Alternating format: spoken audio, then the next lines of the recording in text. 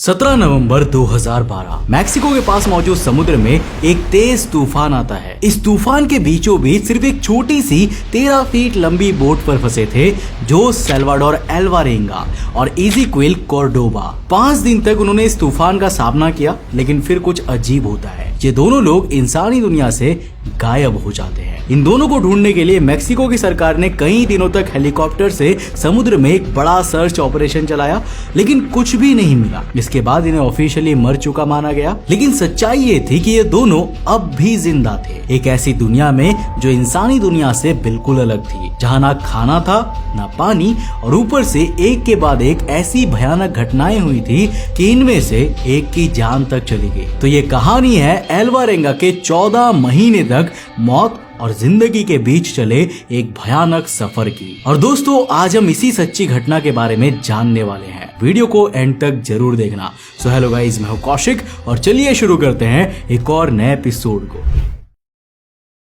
17 नवंबर 2012 Mexico के समुद्री तट कोस्टा एजुल में सुबह की हल्की धूप फैली हुई थी। मछली पकड़ने वाले बंदरगाह पर रोज की तरह हलचल थी। जो सल्वाडोर अल्वारेंगा अपनी पुरानी 23 फुट की बोट को तैयार कर रहा था। सब कुछ बिल्कुल एक आम दिन के जैसा लग रहा था, एक सिंपल मछली पकड़ने का सफर जो सिर्फ 2 दिन का होने वाला था। लेकिन उसे ये क्या पता था कि ये सफर उसकी जिंदगी का सबसे बड़ा इम्तिहान बन जाएगा और 438 दिनों तक समुद्र में एक पिंजरे जैसा महसूस होगा। अल्वारेंगा का पुराना साथी जो अक्सर उसके साथ फिशिंग पर जाया करता था ना, उस दिन किसी काम के चलते उसके साथ नहीं जा पाया। आखिरी वक्त पे मछली पकड़ने के काम करने वाले एक 23 साल के लड़के इज़ीक्विल कॉर्डोबा को अल्वारेंगा के साथ भेजने का फैसला किया गया। अब अल्वारेंगा ने बिना किसी अंदेशे के ये बात मान ली, लेकिन ये सफर उनकी जिंदगी का सबसे भयानक फैसला बनने वाला था। बोट में सारे जरूरी सामान रख दिए जाते हैं, ताजा पानी, सूखा खाना, बर्फ से भरे कंटेनर्स और मछली पकड़ने के लिए सारे उपकरण, सब कुछ बिल्कुल तैयार था। अल्वारेंगा ने मोटर स्टार्ट करी और उनकी नौका धीरे धीरे गहरे समुद्र की तरफ बढ़ने लगी। लेकिन कुछ ही घंटों बाद आसमान में हलचल शुरू हो जाता है। सूरज अब बादलों में छुप चुका था और समुद्र की लहरों का जोर और बढ़ रहा था। अल्वारेंगा को कुछ अजीब महसूस होता है। वो समुद्र को अच्छी तरह से जानता था और उसे ये एहसास हो रहा था कि कुछ तो बड़ा होने वाला है। शाम होते होते हवा इतनी तेज हो गई थी कि नौका इधर उधर झूलने लगी थी। अब अचानक ही घने बादलों के बीच बिजली चमकी और सिर्फ कुछ ही सेकंड्स में एक भयंकर तूफान शुरू हो जाता है। समुद्र की लहरों ने पहाड़ों की तरह ऊंचा रूप ले लिया। पानी हर तरफ से बोट पर गिर रहा था। मुझे डर लग रहा है, कॉर्डोबा चीख पड़ता है। अल्वारेंगा ने उसे हिम्मत देने की कोशिश की, लेकिन अंदर से वो भी जानता था कि अब सब कुछ उनके हाथ से निकल चुका है। अल्वारेंगा ने तुरंत अपने बॉस से रेडियो पर संपर्क करने की कोशिश की। हम बहुत बुरी मुसीबत में हैं, जल्दी मदद भेजो। लेकिन इससे पहले कि वो अपनी लोकेशन बता पाते, एक विशालकाय लहर आती है और नौका को पूरी तरह डुबा देती है। रेडियो भी पानी में बह जाता है। अब ना कोई संपर्क बचा था, ना कोई सहारा। तूफान लगातार 5 दिनों तक चलता रहता है। बारिश ने उन्हें जिंदा रखा था। वो अपने कपड़ों से पानी निचोड़कर पीने लगे। खाने का उनके पास कुछ भी पता नहीं था। दोनों ने बर्फ के खाली कंटेनर्स में छिपकर अपनी जान बचाने की कोशिश की। अब आखिरकार जब ये तूफान रुकता है तो चारों तरफ सिर्फ एक ही चीज थी, गहरा नीला समुद्र। अब हम कहाँ हैं? कॉर्डोबा ने कमजोर आवाज में पूछा। अल्वारेंगा ने इधर उधर देखा। दूर दूर तक कोई भी जमीन दिखाई नहीं दे रही थी और सबसे भयंकर बात, नौका की मोटर टूट चुकी थी। रेडियो बंद हो चुका था और सबसे बड़ी समस्या ये थी कि उनके पास खाने के लिए कुछ भी नहीं था। दोनों ये समझ गए थे कि अब वो सिर्फ समुद्र की लहरों के भरोसे हैं। समुद्र उन्हें कहीं भी बहा सकता था, या तो किसी आइलैंड पर या फिर हमेशा के लिए गहरे पानी में समा सकता था। अब पहले 2 दिन तो उनके पास खाने को कुछ भी नहीं था। तीसरे दिन अल्वारेंगा को एक आइडिया आया। उनकी नौका के नीचे मछलियां घूम रही थी। वो पानी में हाथ डालकर बैठ गया और जैसे ही एक मछली पास आई, उसने झटके से उसे कर लिया। अब कॉर्डोबा को पहली बार कच्ची मछली खाने में घिन आ रही थी, लेकिन जब भूख असहनीय हो गई तो उसने भी खा लिया। समुद्र का पानी खारा था, इसलिए वो उसे पी नहीं सकते थे। वो सिर्फ बारिश के भरोसे थे। हर बार जब भी बारिश होती थी तो वो अपनी नौका में रखे बोतलों को पानी से भर लिया करते थे। लेकिन जब हफ्तों तक बारिश नहीं होती थी तो वो प्यास से तड़पने लगते थे। इस तरह समय बीतने लगा। 1 महीना, 2 महीना, हर दिन सूरज की जलती किरणों ने उन्हें और कमजोर बना दिया। वो दोनों अजीब चीजें देखने लगे। कभी उन्हें जमीन दिखाई देती तो कभी एक जहाज दिखाई देता, लेकिन जब वो पास जाते तो वहाँ पर कुछ भी नहीं होता था। कई बार उन्होंने शिपिंग जहाजों को दूर से देखा, लेकिन समुद्र में एक छोटी सी नौका एक तिनके जैसे लगती थी, कोई भी उन्हें देख नहीं पाता था। 4 महीने बीत चुके थे।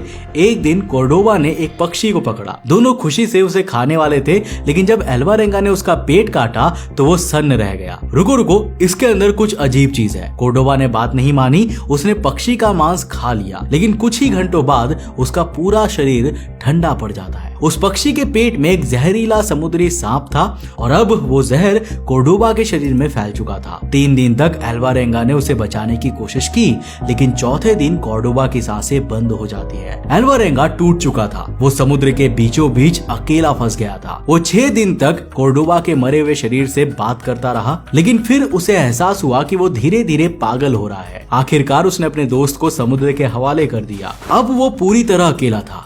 वो डरा हुआ था, लेकिन उसे इस बात का अंदाजा नहीं था कि अभी तो उसका सामना सबसे बड़े खतरे से होने वाला था। समुद्र के बीच अकेले बैठे जोस ने खुद को टूटने नहीं दिया। कोर्डोबा के जाने के बाद वो बिल्कुल अकेला रह गया था, लेकिन वो जानता था कि अगर उसने अपने होश खो दिए तो वो भी समुद्र में हमेशा के लिए खो जाएगा। हर तरफ सिर्फ नीला पानी था, ना कोई जमीन थी, ना ही कोई जहाज और ना कोई मदद। आसमान से जलता सूरज उसकी चमड़ी को जला रहा था और पेट में भूख की आग लग रही थी। लेकिन सबसे ज्यादा डराने वाली चीज थी तन्हाई। क्या मैं अब किसी इंसान की शक्ल देख पाऊंगा? ये सवाल और ये डर हर वक्त उसके दिमाग में चल रहा था। अल्वारेंगा ने कोर्डोबा के मरने के बाद खुद से एक वादा किया था कि वो हार नहीं मानेगा। उसकी सबसे बड़ी चुनौती थी पानी। अब उसके पास कोई साफ पानी नहीं बचा था। उसे सिर्फ बारिश के भरोसे रहना था। जब बादल बरसते थे तो वो अपनी बोतलों और कंटेनर्स को पानी से भर लिया करता था, लेकिन कई बार ना हफ्तों तक बारिश ही नहीं होती थी। तब उसे एक और तरीका अपनाना पड़ा, समुद्री पक्षियों और कछुओं का खून पीना। ये करना आसान नहीं था, लेकिन जब जिंदगी और मौत के बीच का सवाल होना तो इंसान कुछ भी कर सकता है। 2 महीने 3 महीने हर दिन एक जैसा था। भूख, प्यास, डर, अकेलापन। कोई भी इंसान नहीं, कोई आवाज नहीं, कोई खबर नहीं, लेकिन सबसे ज्यादा डरावनी चीज थी दिमाग का खेल। अल्वारेंगा को अजीब अजीब आवाजें सुनाई देने लगी थी। समुद्र का अकेलापन इंसान को धीरे धीरे पागल बना सकता है। उसे ऐसा लगने लगा था कि उसकी नौका के पास कुछ परछाइयां तैर रही है, लेकिन जब वो ध्यान से देखता तो वहां पर कुछ भी नहीं होता था। अब एक दिन जब वो अपने नौका के किनारे बैठा था, उसने दूर एक जहाज को देखा। वो अपनी पूरी ताकत से चीखा, यहाँ मैं हूँ, मदद करो। लेकिन जहाज उससे बहुत दूर था। उसने अपनी शर्ट उतारी और हवा में जोर से लहराने लगा, लेकिन जहाज धीरे धीरे आगे बढ़ गया। बिना उसे देखे उसकी आंखों से आंसू बहने लगे। अब अल्वारेंगा को समझ में आ गया था कि कोई भी उसकी मदद के लिए नहीं आने वाला। अगर उसे बचना है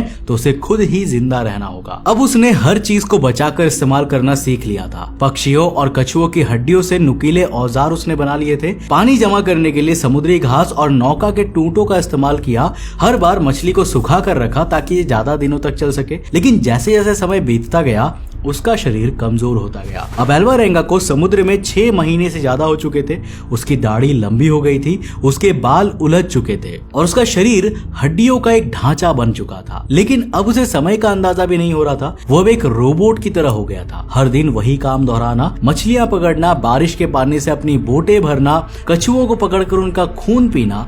हर दिन मौत और जिंदगी के बीच एक नई लड़ाई चल रही थी। फिर आई सबसे डरावनी रात। अल्वारेंगा अपनी नौका में लेटा हुआ था। पानी में एक अजीब सी हलचल महसूस की। उसने धीरे धीरे नीचे देखा। एक विशालकाय शार्क उसकी नौका के नीचे तैर रही थी, लेकिन वो शार्क आसपास ही चक्कर काट रही थी। अब अगर नौका हिलती तो वो उल्टी हो सकती थी और अल्वारेंगा शार्क का आसान शिकार बन जाता। उसने नौका के किनारे को कसकर पकड़ लिया। रात भर वो शार्क उसकी नौका के चारों तरफ घूमती रही। सुबह होते होते वो दूर चली गई। अल्वारेंगा जानता था कि अब वक्त आ गया था कि वो इस जगह से निकले, लेकिन कैसे? अब वो इस महासागर में 8 महीने से ज्यादा समय तक बिता चुका था। अब वो सिर्फ उम्मीद के सहारे जिंदा था। लेकिन फिर कुछ ऐसा होता है जिसने अल्वारेंगा की ऑलमोस्ट खत्म हो चुकी होप को दोबारा जगा दी। उसे दूर समुद्र में कुछ दिखता है। अल्वारेंगा की हालत अब ऐसी हो गई थी कि वो खुद को आईने में भी नहीं पहचान सकता था। उसके हाथों की चमड़ी झुलसी हुई थी, होंठ फट चुके थे और पैर इतने कमजोर हो गए थे कि खड़े होना भी मुश्किल हो गया था। लेकिन एक सुबह जब अल्वारेंगा अपनी नौका में पड़ा हुआ था, उसने एक अजीब सी हलचल महसूस की। वो धीरे धीरे उठकर देखने लगा। आसमान साफ था, लहरों में भी ज्यादा तेजी नहीं थी, लेकिन फिर उसने कुछ देखा। पंछी, ये कोई आम समुद्री पंछियां नहीं थी, ये कुछ अलग थे। क्या ये जमीन के पास के पंछी है? उसके दिमाग में ये सवाल आया, जिसके बाद उम्मीद में उसका दिल तेजी से धड़कने लगा। वो नौका के किनारे आया और ध्यान से देखा, और फिर दूर एक धुंधली परछाइयों के बीच उसने कुछ देखा, जमीन। लेकिन क्या ये सच था या फिर ये एल्वारेंगा का कोई इल्यूजन था? उसने नौका को उसी दिशा में घसीटना शुरू कर दिया, लेकिन ये आसान नहीं था। हवा कभी भी उसे वापस समुद्र में धकेल सकती थी। हर पल वो अपनी बची हुई ताकत से नौका को आगे बढ़ाने की कोशिश कर रहा था। घंटों तक ऐसा चलता रहा, और फिर जैसे ही सूरज छुपने वाला था, उससे पहले ही वो उस जमीन के काफी करीब पहुंच गया। पर अभी भी समुद्र की तेज लहरों ने उसे उस आइलैंड तक पहुंचने नहीं दिया। लेकिन अब एल्वारेंगा के अंदर नौका से कूदने की भी हिम्मत नहीं बची थी। अगर मैं कूदूं और लहरों ने मुझे बहा दिया तो? अगर कोई शार्क पास में हुई तो? लेकिन ये सोचने का वक्त नहीं था। उसने गहरी सांस ली और फिर समुद्र में छलांग लगा दी। उसके हाथ पैर अब उसका साथ नहीं दे रहे थे। हर टाइम की कोशिश उसे और ज्यादा कमजोर बना रही थी, लेकिन उसका दिमाग एक ही चीज पर टिका था, जमीन तक पहुंचना। हर लहर उसे आगे धकेलती और फिर पीछे खींचती थी, लेकिन फिर उसका हाथ जमीन पर लगता है 438 दिन के बाद,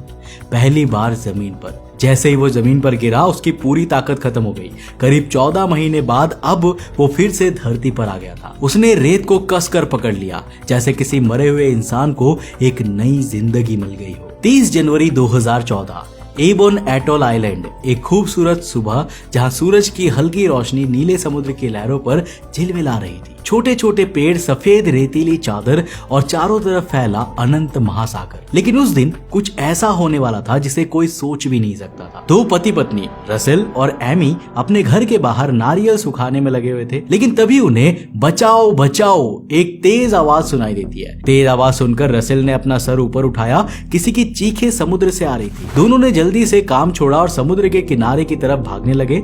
जब वो वहां पहुंचे तो सामने का नजारा देखकर उनकी सांसें थम गई। लहरों के बीच एक पतला दुबला आदमी रेंगता हुआ किनारे की तरफ आ रहा था। उसकी घनी उलझी हुई दाढ़ी और लंबे सुस्त बाल देखकर लग रहा था जैसे वो महीनों से इंसानों की दुनिया से दूर रहा हो। उसकी आंखें धसी हुई थी, चेहरा जलने की वजह से लाल हो गया था और शरीर सिर्फ हड्डियों का एक ढांचा बन गया था। एमी घबराकर पीछे हट गई, लेकिन रसेल ने हिम्मत दिखाई और उस अजनबी के पास गया। कौन हो तुम?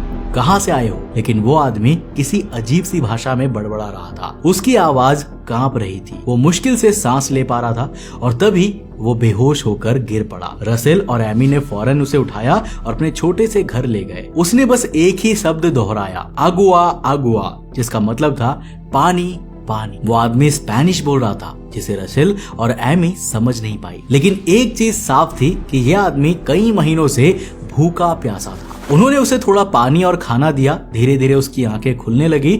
उसने कांपते हुए चारों तरफ देखा और फिर फूट फूट कर रोने लगा। मैं बच गया, उसने कांपती हुई आवाज में कहा। रसेल और एमी को समझ नहीं आया कि आखिर इस आदमी की कहानी क्या है, लेकिन एक चीज तो बिल्कुल साफ थी, यह आदमी मौत के मुंह से बचकर आया था। रसेल और एमी इस अजनबी को लेकर एबोन एटोल के मुख्य गांव की तरफ निकले, जहां शायद कोई स्पेनिश समझने वाला मिल सके। गांव में जब ये अजनबी पहुंचा तो सब उसे हैरानी से देखने लगे। उसकी हालत देखकर कोई भी यकीन नहीं कर पा रहा था कि ये आदमी जिंदा कैसे है। गांव के एक बुजुर्ग जो थोड़ा स्पेनिश समझते थे, धीरे से उस आदमी के पास गए और पूछा, तुम कौन हो? कुछ सेकंड के लिए वो आदमी चुप रहा, फिर उसने लंबी सांस ली और बोला, मैं जोस सैल्वाडोर एल्वारेंगा हूँ। गांव के लोग हैरानी से एक दूसरे को देखने लगे, लेकिन ये तो सिर्फ शुरुआत थी। जब उसने अपनी कहानी बतानी शुरू की तो वहां मौजूद हर इंसान की रूह कांप गई। एल्वारेंगा ने बताया कि वो एक मछुआरा था जो मैक्सिको के समुद्र में एक दिन तेज तूफान में अपने दोस्त के साथ खो गया था। मैंने आखिरी बार जमीन 17 नवंबर 2012 को देखी थी। उसके बाद मैंने सिर्फ महासागर में जिया, न खाना था न पीने का पानी, जिसके कारण कुछ समय बाद मेरे दोस्त ने भी मेरा साथ छोड़ दिया। अब गांव के लोग हक्का बक्का रह गए।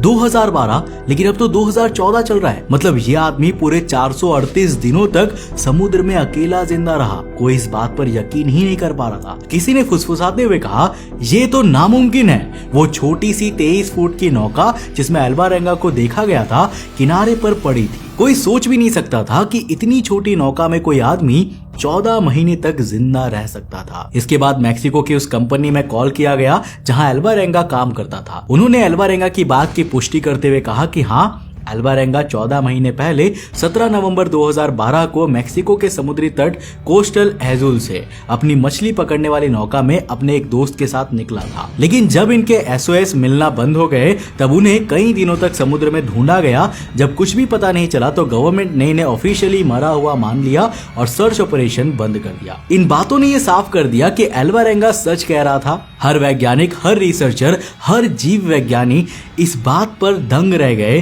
कि ये आदमी आखिर जिंदा कैसे बचा। समुद्र ने 438 दिन तक उसे मौत के बहुत करीब रखा, लेकिन उसने कभी भी हार नहीं मानी। उसने हर मुश्किल को पार किया, भूख, प्यास, अकेलापन, तूफान, शार्क और आखिर में वो जीत गया। दोस्तों, अल्वारेंगा की ये कहानी हमें सिखाती है कि अगर इंसान चाहे तो वो हर कठिन परिस्थिति में समझदारी और हौसला रखकर अपनी जान बचा सकता है। मुझे यकीन है कि आज की इस अनबिलीवेबल सर्वाइवल स्टोरी से आपको काफी कुछ सीखने को मिला होगा। अगर मिला तो इस वीडियो को एक लाइक करना तो बनता है यार। इस वीडियो को लाइक करने के साथ साथ अपने दोस्तों के साथ जरूर शेयर करना। अगर आप अल्वारेंगा की जगह पर फंसे होते तो आप क्या करते? नीचे कमेंट सेक्शन खुला है, अपनी राय लिखकर जरूर बताना।